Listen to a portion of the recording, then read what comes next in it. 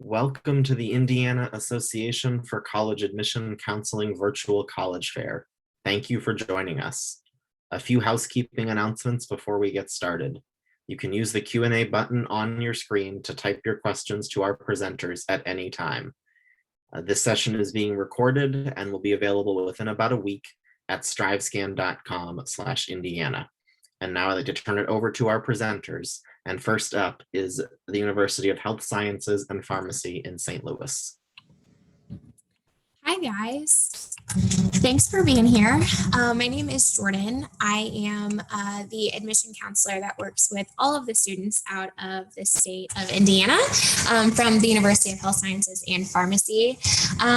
We are located in St. Louis, Missouri, and our name is a little bit of a mouthful, so we do typically just go by UHSP. We are a really small school, like I said, located in St. Louis, Missouri, and we actually just went through a name change in October. So we have been known as St. Louis College of Pharmacy for over 150 years. So we have done best working with students to be professionals within the healthcare profession. So our student body is a little over 1,000 students. That's undergraduate and professional students. We're small. We like it that way. We do it on purpose. But even though we are small, we are mighty. We have our student body represented by 28 different states and 22 different countries. And our student to faculty ratio is about 10 students to 1 professor.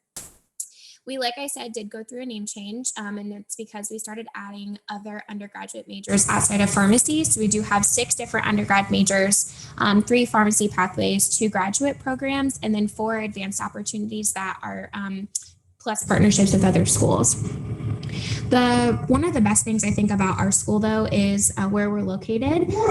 So if you know anything about St. Louis, it is a really well-known area for the medical community. And so we're actually, I apologize, my dog is very crazy today, but we are actually right next to Washington University's medical school, which is ranked like the 6th best med school in the state or in the United States right now, as well as Barnes-Jewish Hospital, St. Louis Children's Hospital, and Siteman Cancer Center. So we are right in the middle of all of those institutions, which really just gives a lot of traffic flow and a lot of networking and connection opportunities for our students with the healthcare professionals that are in the area. Healthcare in general is just a really great place to go into because by 2029, it's supposed to have 2.4 million new job opportunities just within healthcare. And so basically these different bullet points are just telling you the different kinds of careers that our degrees can give you if that is something that you're hoping to do. So College of Arts and Sciences is home to our undergraduate degrees. So we have 2 degrees that are Bachelors of Arts specifically, and then the rest are Bachelors of Science degrees. So global health is what's going on in the world right now. So policies, regulations, medical humanities is kind of the umbrella degree. You can do a lot from healthcare communication, hospital administration, health psychology. Biomedical sciences is kind of your pre-med degree. And then nursing is actually a partnership that is with Goldfarb School of Nursing, and Goldfarb was created by Barnes-Jewish Hospital. So they cater to kind of the non-traditional side of students. You have to get your prerequisites or have a degree before you can go there. So that's why we have that partnership. And then pharmaceutical chemistry is kind of the drug development side of pharmacy, but it's also just a chemistry degree that you get to choose a lot of your electives. So you can kind of make it what you want. And then pharmaceutical sciences is the patient care side of pharmacy. And then we typically do have the option for those 2 pharmaceutical-based undergrads to pair with one of our pharmacy pathways, which is the 7-year, and that's an integrated bachelor's degree with your PharmD. So it's a 7-year program because it's a bridge. So your first year of your professional year in your pharmacy program would give you credit for your senior year of your bachelor's. If you wanted it shorter though, you can absolutely do a 6-year program. It's just 2 years worth of prerequisites, and then you would go into the professional program. Happy to answer any questions in depth about pharmacy in general. And then our graduate studies. So Master's in Global Health and Equity coincides with our Global Health undergrad. So it actually cuts off time. It's like a 4+1. And then that goes the same for medicinal chemistry, 4+1 with that pharmaceutical chemistry undergrad. We do have a dental medicine program with a school called AT Still, which is in Missouri. It's about 3.5 hours from us. And they have 3 spots reserved for interviews for our students. An integrated PharmD with an MBA from the University of Missouri St. Louis. And then occupational therapy and physical therapy. And both of these programs are partnered with WashU School of Medicine. And you have a couple options for occupational therapy, whether you want a master's or a doctorate. Lots of opportunities to get involved. So we do have athletics. We're NAIA Division I, so you can see a list of our sports there. Scholarships are available, so we do offer those. We have close to 70 different student organizations, over 10 different intramural and club sports, lots of performing art options. So if you want to do theater, ensembles, musicals, any of those sorts. And we are pretty heavy with community service. So we try to do a lot to give back to our surrounding area. For application purposes, we review students holistically. We don't have any application fees. We are test optional. And then all of our stuff is electronic. So it's a pretty easy process to do, but we do accept Common App as well. And then we actually are a holistic review process for scholarships as well. And then early decision and early action deadlines are December 1st, and then regular decision is March 1st. Anything after March 1st, we just go on a rolling basis. And tons of opportunities, both in person and virtual, to experience campus. So you can always sign up either through me or online. And that is my contact information. So if you need anything at all, again, I work with all students out of the state of Indiana. My name is Jordan. And thanks again for coming. Great. Thank you so much, Jordan. Next up is Lakeview College of Nursing. Hi, everyone. I'm Naja Givens. I'm the admissions recruiter here at Lakeview. In 1 second while I share my screen.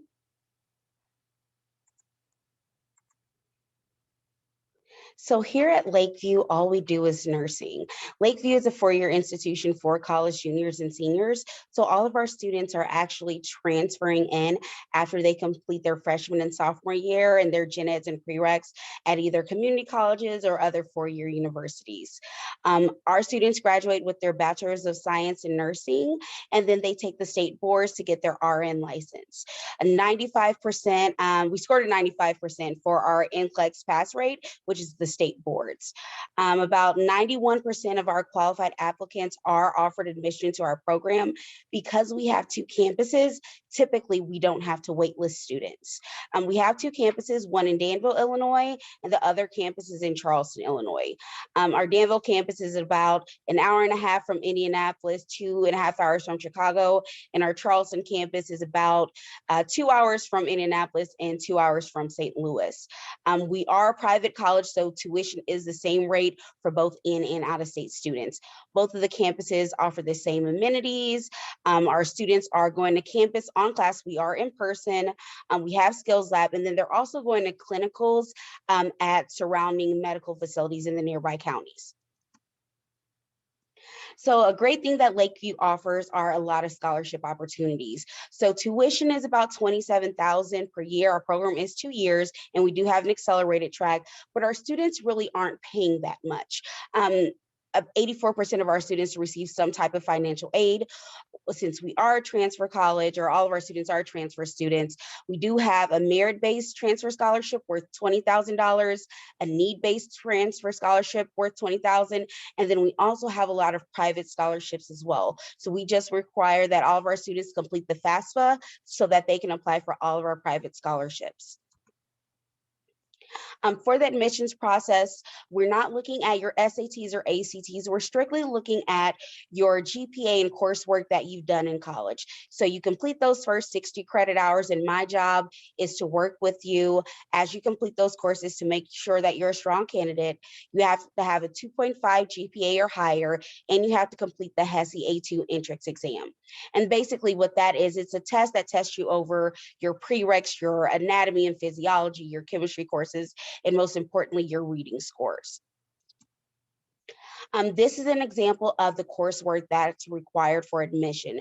So you'll have to take those gen ed courses, your English composition 1 and 2, speech, anatomy and physiology 1 and 2, chemistry 1 and 2, microbiology, statistics, psychology, and also several other courses because we are a bachelor's of science program. So you get all those gen eds so that you can graduate with your bachelor's of science and your RN license. We admit students both in the fall and spring. So currently we are accepting applications for students that are applying for fall of 2021. Our students apply the semester before they plan to attend so that they have this semester and then the fall or the summer to complete all their prereqs before they start with us in the fall. And then for the spring application, those students actually start applying in the fall. We are in person, so if you're close, feel free to come. We can schedule a private tour. You can also have a virtual tour or a virtual meeting. I will put my email in the chat, but you can always reach me at admissions@lakeviewcol.edu, and feel free to visit our website, lakeviewcol.edu. We're also on YouTube. We have some pretty cool things out there, some information that students wanted to give prospective students about why they transferred. And we also have links to our skills lab so you can see anything that really we're doing in that skills lab as well. Thank you guys so much and have a great evening.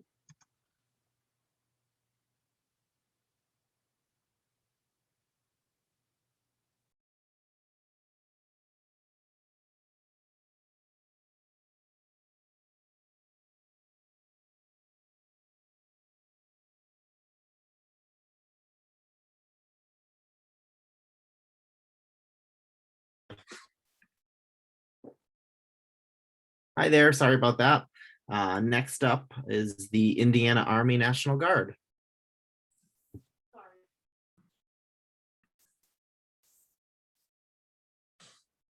One second while I set up my screen, please.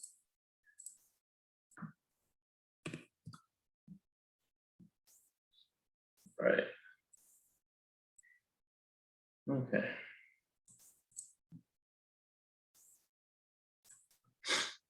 All right. Good evening, everyone. My name is Second Lieutenant Aaron Riviere of the Indiana Army National Guard. I've been in the National Guard for almost 6.5 years, so I've been in a minute. Enlisted back in 2015, commissioned as an officer in 2020.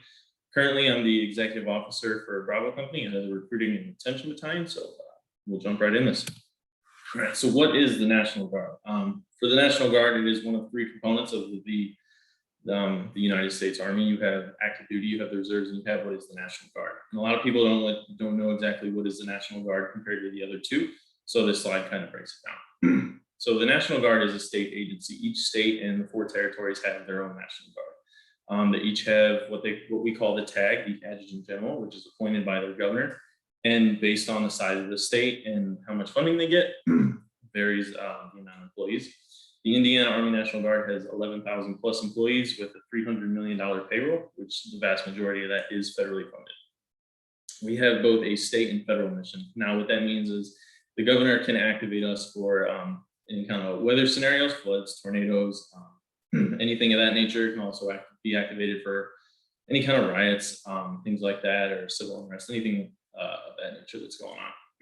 And as well as the governor activating, the president can also activate us in support of missions overseas, sending us over there to be deployed, or even just going to DC to help with the voting times, as we saw this past month or this past year. Inside the Indiana Army National Guard, we have more than 100 different jobs, ranging from everything from science to carpentry. And again, this is all based on what you're wanting to do and what you can test into. So, you could be a doctor, a nurse, all the way down to a petroleum specialist. We have our technology field, which is growing through our signal corps and our military intelligence branch, and even our cyber branch, which is pretty new. It's been getting a lot of attention lately. And of course, if that stuff's a little too fancy for you, we have just your basic trade schools, your plumber, carpentry, all the way up to geospatial engineering. And if you're just you prefer math, we have our field artillery, and of course, logistics, finances, everything that a business in itself would need in order to be successful and run on the everyday scale. So what does the Indiana Army National Guard look to do with the young adults of today's generation? So we typically try to get them while they're juniors and seniors coming out of high school. The reason for that is juniors and seniors, they know they want to do something, but they don't quite know what they can do. They don't know who can give them guidance and path to do what they want to do. So we'll go into high schools and we kind of pitch, hey, we have this for college, we have this for your trade schools, and try to get them to join the Indiana National Guard to be able to enjoy the benefits that we have to offer post enlistment. So with that, we'll break them down, but you can kind of see a few of them there. After they enlist, they of course are more than welcome to go the college route. We encourage that. We do offer some of the best college benefits out of any of the branches, and of course our other two components that we compete against. And of course we offer trade schools and other programs and internships for things like that for those who college isn't for them, but they still want to get their foot in the door and on the path of life. As far as our education benefits go, everyone who enlists in the military, we have the federal tuition assistance, or what we call FTA. This is $4,500 per fiscal year, and it can be used towards your associates, your bachelor's, even your master's up to 130 credit hours. What the Indiana National Guard does is we also have what we call the NGSG, National Guard Supplemental Grant, which is 100% tuition towards your degree. So this is really huge because we can guarantee that 100% of your tuition is going to be paid, and none of the other branches can do that because that 4,500 won't quite cover it all, which is why this was implemented. On top of that, we also offer a monthly stipend, what we call the Montgomery GI Bill, which is about $400 per month for the 36 months that you're in school, or 4 years. And of course, even making it a little sweeter, college credit for your military training, no less than 12 credit hours. So this all depends on what job you did pick. Obviously, infantry or engineering isn't going to help you in the medical field. So if you have a medical job in the military, it's going to give you a little bit more. But it also helps you set you up on that path for success in whatever degree you choose. So just kind of breaking down our education benefits compared to the average college. We have our sources there at the bottom that we're using, but coming out around the bag for the 4 years, we're looking at just under $80,000 for your typical college in the state of Indiana versus what the Indiana Guard can help with and will be able to help with. You're coming in at just under $85,000, which is about $7,000 in the positive, and you have the numbers there. They speak for themselves between our 4 years of the federal tuition assistance, the National Guard Supplemental Grant, the GI Bill, and a few other things that we've totaled up there through just getting paid for the job you're doing. Overall, our soldier benefits, you do your 1 weekend a month, 2 weeks out of the year. We have our numbers for the 1 weekend a month, which is about $200 to $250, depending on your rank and your time in service. And of course, some of these days might actually be real work. Some of them might just be hanging around because things are done and you're just waiting and you're doing small tasks. So some of the days can be pretty easy as well. And of course, we have what we call TRICARE, which is all the military insurance, health insurance, and different retirement plans and savings plans that we have to offer. And I know a lot of the soldiers prefer that over their daily jobs insurance, just because it is TRICARE. It is really good and it's cheap for what you have to pay into it. And of course, becoming a soldier, it will make you a better person, teach you life lessons that you can use in your everyday life and take that back to your community and your family and just make it a better place overall. So with that, I want to thank you guys for your time. If you have any questions, the contact information is there. Thank you. Excellent. Thank you so much. And next up is Valparaiso University. Hi, thank you so much. I'm going to go ahead and share my screen with you. Awesome. So my name is Lindsay Hillsland, and I am an admission counselor with Valparaiso University, and I work with students in the Indiana, South Bend, Fort Wayne, Muncie area. We have several counselors who work with Indiana students, so we are all happy to help you. But I'm going to go over just a little bit of Valparaiso. So this is our campus. It's beautiful, as you can see. It sits on 320 acres. It was founded in 1859. We are an independent Lutheran university. We have around 3,200 undergrad students who come from all over. And with that, our campus is full of traditions. So one of my favorite traditions is we have a victory bell on campus, and it's great for after games. We are a Division I school, so after games, athletic events, the teams will go ring the victory bell, which is fun, and we're full of other traditions as well. We are located in Valparaiso, Indiana. We have around 33,000 residents in our community. This is a picture of one of the pavilions in our downtown area. We are the county seat, which is great as far as the opportunities we have for students with all kinds of activities from theater to outdoor events, you name it. One of the biggest ones that draws the biggest crowd is our Popcorn Fest, which takes place in September every year. And it's a great way for students to kind of get to know Valpo. We are located 20 minutes from the Indiana Dunes State Park, and we are also only an hour out of Chicago. So that gives students a lot of opportunities in regards to internships. Even like our nursing students are able to go work at Lurie's downtown Chicago for their clinicals as well. So there are lots of opportunities, even though we're a smaller community. We do have local transportation on campus and around the community that will take students anywhere for free. So it's a great location. In regards to our college, we do have 5 academic colleges on campus. So those include our College of Business, our College of Arts and Sciences, our College of Engineering, and our College of Nursing and Health Professions, and then Christ College, which is our honors college. Within these different colleges, we have over 70 majors. For example, in our College of Engineering, we were ranked 13th in the nation. We are primarily undergrad university, so that gives students lots of opportunities in regards to research and really exploring and diving into your major. We also have lots of academic and support services on campus. These are all free to students. We have a phenomenal career center to help build resumes and get students prepared for life after college. We also have learning centers, which help students from tutoring to a writing lab, working with papers, all kinds of things. Our Access and Accommodations Resource Center, they are amazing. They do everything from helping students with peanut allergies to accommodations with school or with living accommodations. They do it all. We do have a free counseling center on campus for students, as well as a free student health center. We have been in person this whole time, even with COVID, and we've had great success with that. Our campus has been pretty safe, and we'd love to answer more questions about that if you have any.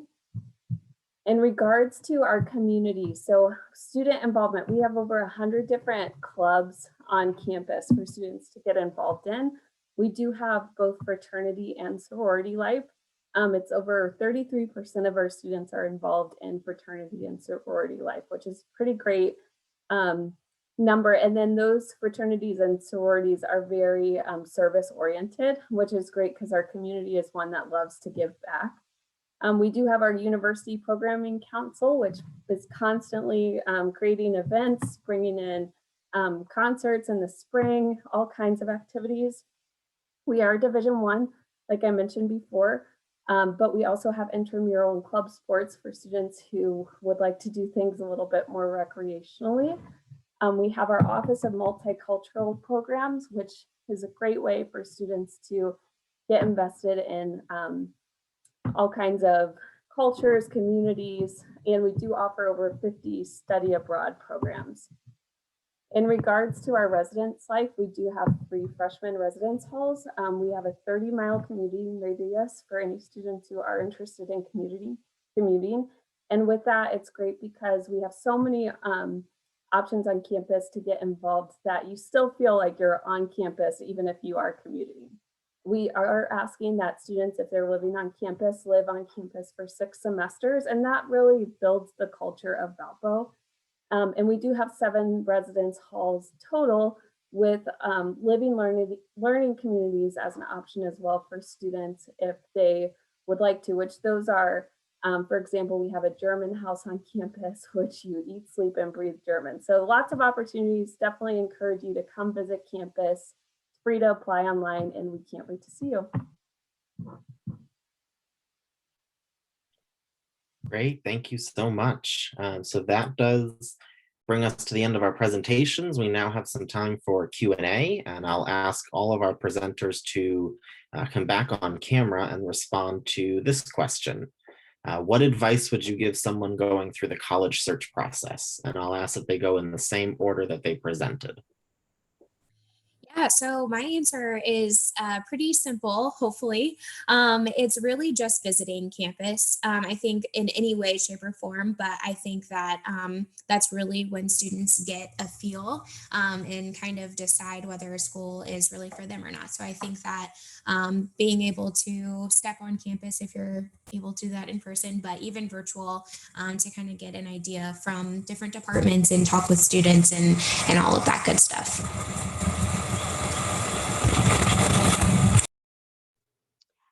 I would say to ask as many questions as possible. As an admissions recruiter, we're here to answer your questions. So if you're unsure about something, and you talk to someone one day and then you think of something later, just feel free to ask. If it's about scholarships, we're always looking for people to apply to scholarships. So make sure you're reaching out and asking any questions that you have. My overall advice would be to just know your options and know what's out there. Don't be afraid to check them all out, because as you get more comfortable and really start seeing what you want compared to what else is out there, you'll feel more secure about your decision. And after you've sampled them all, you know what you really like, and you'll be good from there.